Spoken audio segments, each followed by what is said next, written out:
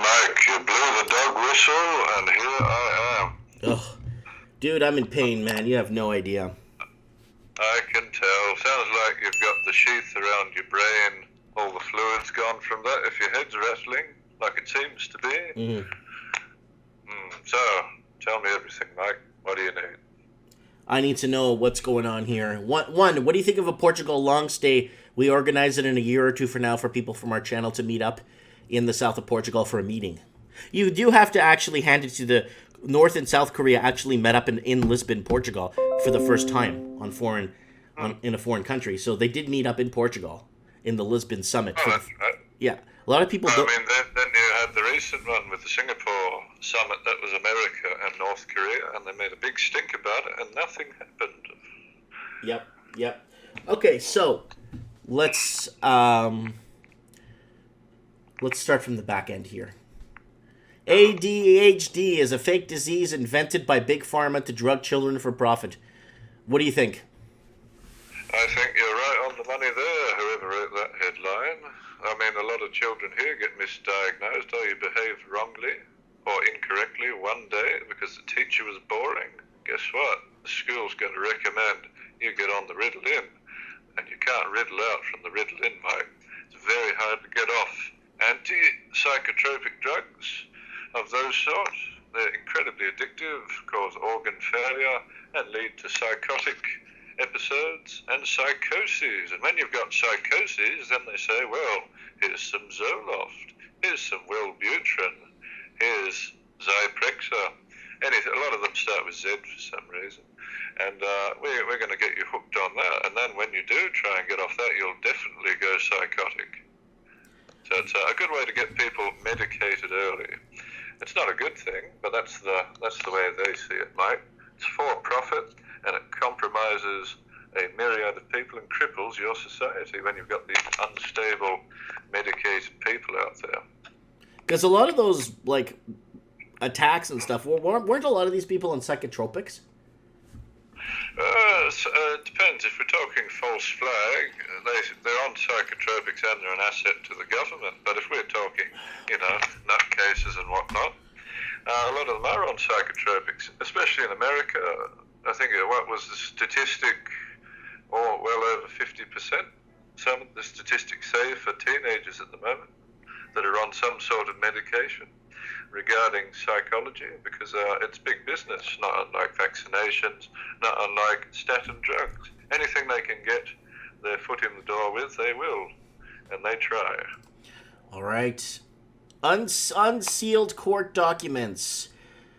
This is from the other day. Reveal Monsanto colluded with the EPA to stifle cancer research. That does not surprise me, Mike. It took them 20 years to get them to admit glyphosate causes tumours, and it was an independent study that eventually proved it. Privately funded study. That was the only way they could get the truth out about that. But then you've got recombinant bovine growth hormone, and there was quite a scandal about that in the early 90s, where the news reporters were trying to cover recombinant bovine growth hormone. What's They the put in one of then what the heck is the point of having news reporters if they're not going to tell us what they are, if they're not being watchdogs for us? Here's the thing. These news reporters had some sort of integrity, and they lost their jobs. They lost everything. They were completely pushed out of the media for even covering it. So, I mean, lobbyists have a lot of money. It's not hard to bribe the people who you play golf with, I find. It's not hard to bribe the people who are in bed with the corporations, I find. Integrity rarely gets on television, like. Okay. Is it possible? And I've said this to you quite a few times, and I wholeheartedly believe in this time this new time we're ushering in, this new turn of the century, this new light, this new movement forward into the 21st century. One thing that's scaring the bejeevis out of me is that we're not thinking for ourselves anymore, and we're being paid to ask the wrong questions. And here's my main question: do you think that money is the Antichrist? Does the Antichrist have to be a human being? Biblically, Mike, yes, it does, because it has to sit in the temple, does it not? Well, money could Suppose you could, sit in the temple. technically, I suppose you could, but I mean, the Bible's quite literal, despite what the Alexandrians thought back in the 1st century when they were trying to say everything's allegory. But no, I mean, the wicked one should sit in the temple. Now, money isn't necessarily one, is it? I wouldn't say money's a singular thing. It does seem to indicate a person. And when they sit in the temple declaring themselves God, then you have Revelation kicking off in full swing. Money is an antichrist. I don't think it's the antichrist, but it is. The love of money is the root of all evil. Okay, because I remember when Paul wrote a letter to the Corinthians, and the Corinthians wrote a letter to Paul saying, "We have stopped working and we have prepared and waiting for Jesus." Paul wrote back and said, "No, you must continue to work. Though those who do not work cannot be fed." And somebody basically, when the world will come to an end, when a man comes and will be taking the place of God, and basically that's what he wrote back to the Corinthians in that letter when they said that they've abandoned. On top of that, Mike, I mean, Jesus himself said, "No man knows the time nor the hour of my return." So, I mean, no point selling everything right now. All those doomsdayers, the Adventists, but that letter specifically depicted that a man will come and usher in a new age and take the place of God. Yeah. As a person, right? Not just money. That's right. That's what I was saying. It couldn't really be money. It could be a money man. But what makes a person? That's the thing, you know. It depends on how you interpret that passage, Mike. In that way, like it could be the guy from BitConnect sitting in the temple screaming BitConnect for all we know. Man, he made $4,000 off BitConnect, man. Well, that's a lot of money, Mike. I don't know how he probably sleeps on and makes a mattress out of all those $1 bills. Mm-hmm. Pretty I don't think that would be enough. I don't think that'd be enough to make a mattress out of it, but that's okay. Well, I think if you made a mattress out of bitcoins, he'd be sleeping on the floor, wouldn't he? Mm-hmm. Mm-hmm. Okay. I can't make you laugh too much, though, Mike, because I know it's going to hurt you. It will. It will. My lungs are hurting because I slightly damaged my lungs last night from coughing so much. So I'm going to try to resort to coughing as much as possible. Very good. Okay, Ukrainian leadership is a party of war, and it will continue as long as they're in power, says Putin.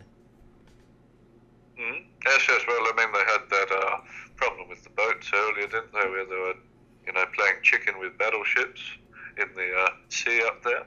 But isn't that what those boats are made for anyway? To kind of test each other? Who cares? Well, I mean, if you've got a good insurance policy, everyone was talking about insurance in the comment section. Maybe they could get a brand new boat for a steal. But Putin's not wrong when it comes to the Ukrainians, because they had that coloured revolution and they put essentially Willy Wonka in his chocolate factory and running Ukraine. And he's entirely owned and bought by foreign powers, and he's done nothing but run the place into the ground. Antonov got killed. I don't know if you've ever seen an Antonov. They're a very impressive aeroplane, biggest cargo plane in the world, and now they don't have the factories for it, and they've basically shut down operations in the Ukraine. So everything good that came out of the Ukraine is being run into the ground in short order. And then, of course, you'll have, it's the outside forces problems. Let's militarize. Let's go and rabble raise and rabble rouse wherever we're going. Okay. And Ukraine, melting pot of conflict. Exactly. And that's basically a topic we're going to have to expand on for the next 25 years. Well, question. They had a war about Crimea before World War I. It was called the Crimean War. That's it's right. a hot topic, that place. Mm-hmm. Okay, I got one that's keeping me up at night, and it's pretty bad. This is really bad. And it's not the government. Sperm whales found dead in Germany, stomachs full of plastic and car parts. This is bad. This is really bad. Oh, sure it is. Because they're a deep water animal down there with the giant squid fighting each other. So it's unusual that a sperm whale would be swallowing plastic. It'd be a very unusual thing. Unless, of course, it's quite an anomaly with cats as well. If cats start to have a pancreatic problem, let's say, for whatever reason, or a liver problem, they'll start to have a penchant for eating and licking plastic, which inevitably kills them. So it could be that, not to dampen the sales of the tragedy of the whales, but that rhymed too, Mike, just so you know. But I was going to say that they might have been defective whales, might have had an illness already, and then they were predisposed to eating the wrong thing, which does happen in nature quite often.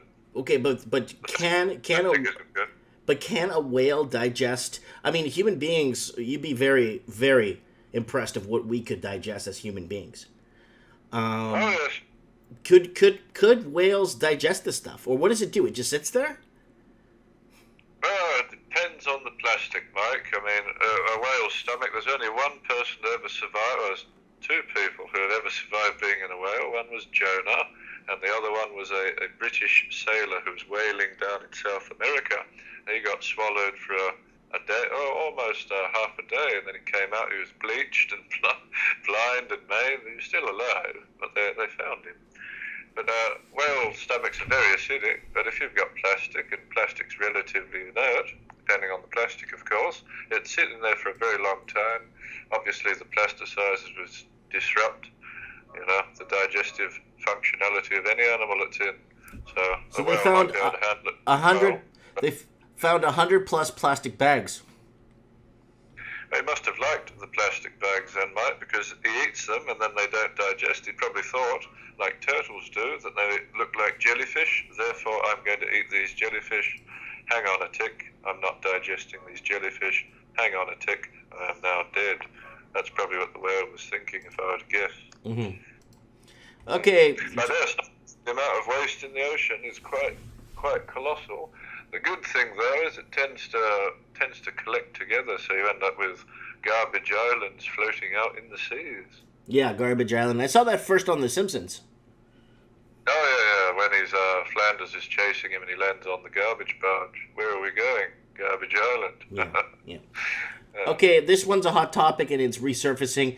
German finance minister unaware that getting gold back from the U.S. is becoming a hot topic. So the tungsten-wrapped gold bars. What's going on? Why isn't the United States of America returning Germany back its gold? Why are they holding on to it? The Cold War is long over, and I think Libya had one of the biggest gold reserves in the world until they were destabilized and they lost everything, and no one knows where these gold reserves went. Well, they didn't go to Fort Knox, did they, Mike? Because as the Chinese have understood when they were checking their gold that they purchased from, the American treasuries in Fort Knox, they found out that a lot of it's essentially tungsten with the gold plating when they did the core drilling, like they do, when they check the authenticity of a gold bar. So it could very well be that Germany can't get the gold back because America doesn't have the gold there. They've already given it off to whoever their friends are in the elite circles that tend to puppeteer the world. You know why? A lot of the gold didn't sing, Mike. And then it says here, Bank of England refuses to hand over Venezuela's gold. Oh, but they've got leverage, don't they, Mike? Because Venezuela is being destabilized from all angles. You've got the Chinese down there, you've got the Americans agitating, you've got the, what do you call them?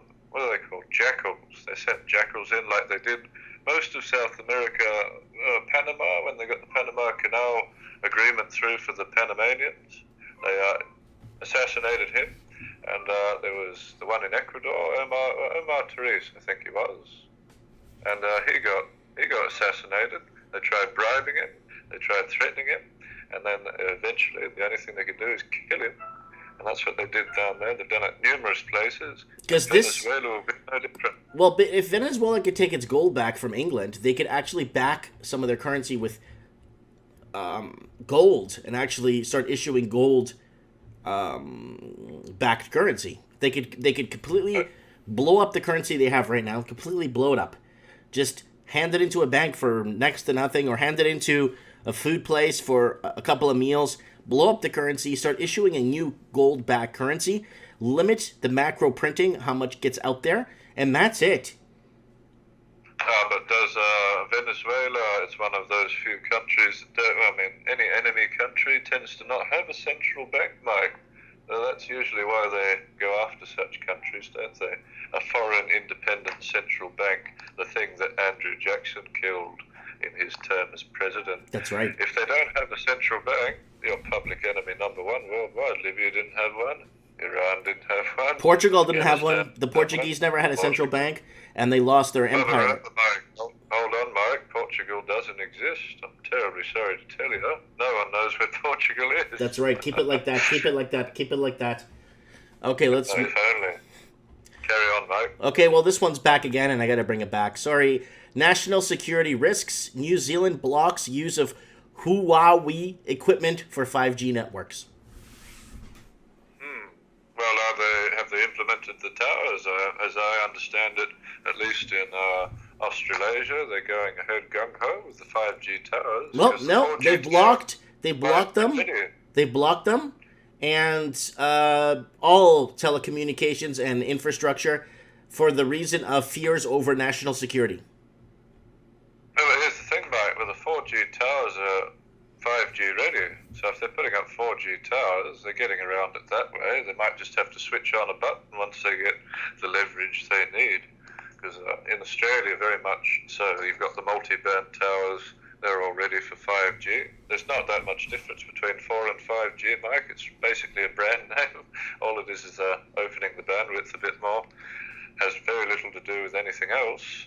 And the interesting thing is if you have too many people on these mobile phone towers, now Australia, of course, and New Zealand won't have this problem, but in other places, if you don't upgrade the bandwidth, you're going to have what's called interference, and you physically can't have, a certain number of mobile phones connecting to a tower at once. Eventually, they're going to get to capacity at that, and I'd be curious to see how they get around that, given that they don't want to use any of the efficient technology, like there's a light-based Ethernet that's very effective, essentially two light bulbs that talk to each other across, as far as you can see, essentially, and they'll transmit data through the light.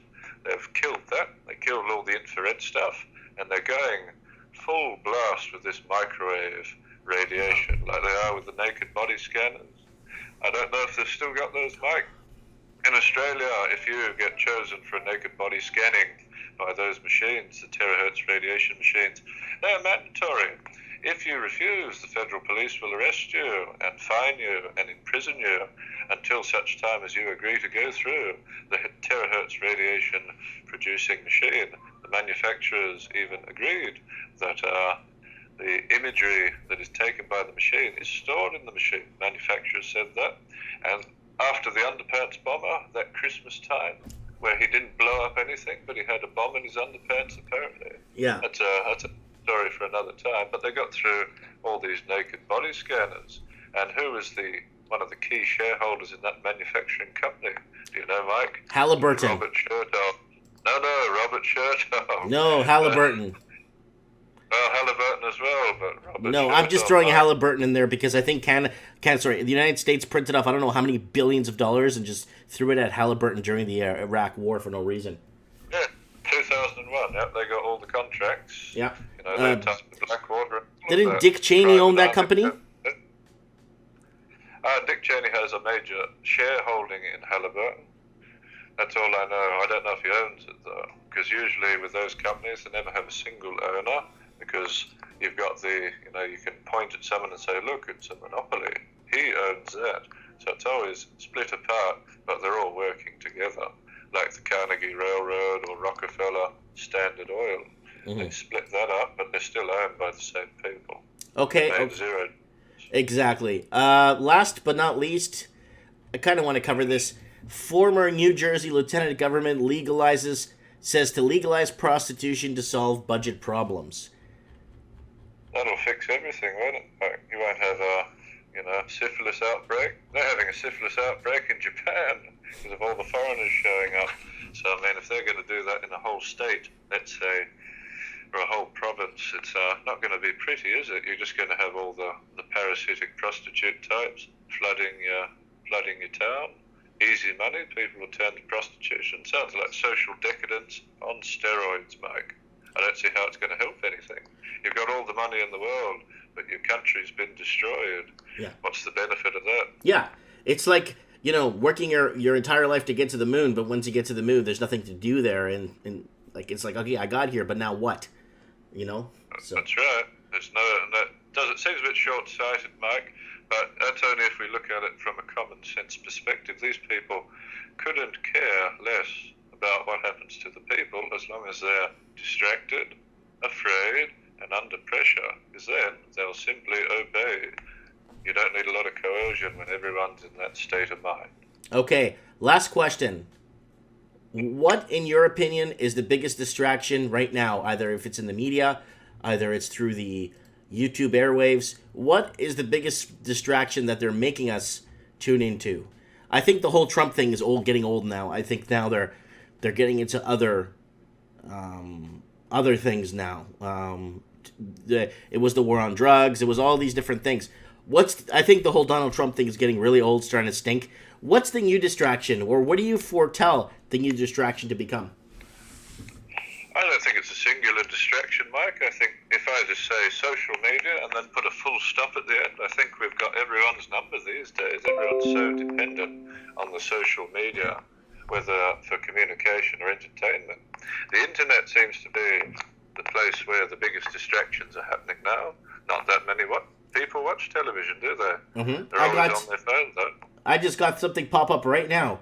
Gorgeous Asians are into mature men with experience. Well, I could make a joke, but the viewership might not get the joke about that, Mike. Yeah, so I just wanted to throw that out there, but... Are they really gorgeous, though, Mike? I've been hearing a lot of negative criticism about Asian women these days. Yeah, guys, don't forget to subscribe to my video game review channel. Please, guys. Of course. Have you gotten any more subscribers, Mike? I'm at 30 right now. That's pretty good. I mean, I'm losing my sharehold, Mike, the more people that join. I was a major shareholder at the beginning, and now I'm getting pushed out by the population. I have this channel because the amount of people that watch video game reviews, it's phenomenal. It is, but you just got to get traction. That's the thing. And you're not going to pay. There's no point paying money to get the traction necessarily. No. So if you a guys lot of people do that. So if you guys can get out there and subscribe, you don't have to ring the bell for notifications. It's not important. Just to get me up to 1,000, and then it starts to snowball right after that. And and then the main channel, we're sitting at 6,695 subs, which is really good. I want to thank everybody. Without the people watching, I don't exist, right? So, yeah. So. Oh, that's right, Mike. I mean, you've done a very good job in a very short time. I mean, look at you now, working like a dog, sick like a dog. I can't think of anything else like a dog that you could be, Mike. But you've done a lot in a very short time. Only, let's say, 3 months, and everything's expanded rapidly. Mm-hmm. You've got a format, you've got a sub-channel. Everyone's winning. I don't see any losses yet, except for the subscriber problem. Where people will get unsubscribed. That happens a lot. I get a lot of people telling me that they've been unsubscribed to my channel several times, and they haven't unsubscribed to it for some bizarro reason. They don't know why. So. Well, the thing would be then to have multiple ways of people getting a hold of you, Mike, of course. If you have redundancy, you've got fallback positions. Let's say YouTube kills your streaming ability, Mike. You've got Stream.me, you've got BitChute eventually. But Stream.me seems to be the place to be at the moment. Mm-hmm. It's becoming popular really quick. So there are a lot of other options at the moment, but they all seem to cave to the pressure of the media. As soon as the Wall Street Journal writes about anybody, they're public enemy number one till the end of time. Then they mobilize all the keyboard warriors to type furiously about the situation. Yeah. Anyways. Okay, guys. Well, thank you so much, Evan, for being with us tonight. We'll have you on next week to debunk some articles. Oh, good. I hope you're feeling better next week, Mike. I hope God hears you. I know he does. He always listens, Mike. Okay. All right. Thank you so much. All right. See you later. Good night.